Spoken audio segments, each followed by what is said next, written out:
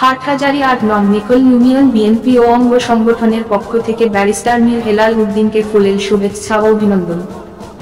Barrister Mir Mohammad Helal Uddin নবনির্বাচিত সহ সাংগঠনিক সম্পাদক, চট্টগ্রাম বিভাগ নির্বাচিত হওয়ায় ফুল দিয়ে শুভেচ্ছা ও অভিনন্দন জানান বাংলাদেশ জাতীয়তাবাদী দল বিএনপি হাটহাজারী উপজেলার ৮ নং নিকল ইউনিয়ন বিএনপি ও অঙ্গ সংগঠন।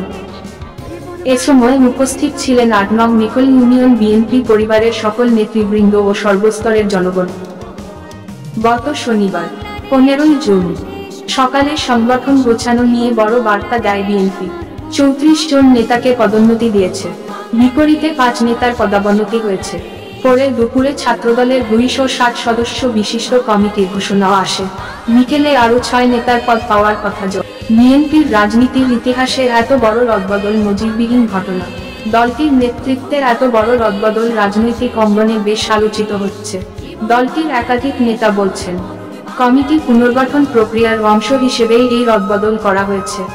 বিএনপির চট্টগ্রাম বিভাগের সহ সাংগঠনিক সম্পাদক ব্যারিস্টার মীর হেলাল জানালেন, এই রদবদল বা পরিবর্তনের মাধ্যমে সংগঠনে আরও গতিশীলতা আসবে, এতে দল আরও সুসংগঠিত হবে। বিএনপির দায়িত্বশীল একাধিক নেতা জানান, দায়িত্ব পালনে অনেক নেতাই কোনো না কোনোভাবে ব্যর্থ হয়েছেন, তাই নেতৃত্বে পরিবর্তন আনা হচ্ছে।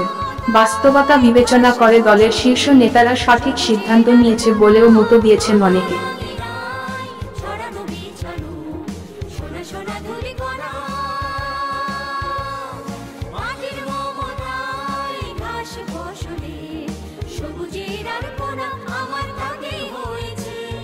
স্বপ্নের বীজ মোরা প্রথম বাংলাদেশ, আমার শেষ বাংলাদেশ, জীবন বাংলাদেশ, আমার মরণ বাংলাদেশ।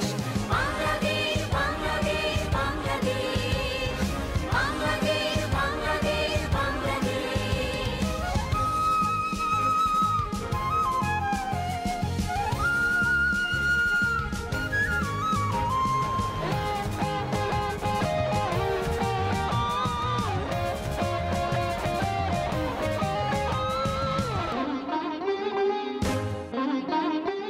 দেখেছি আমার পিতা শহীদ রাষ্ট্রপতি জিয়াউর রহমান এই দেশের মানুষের জন্য রাজনীতি করেন।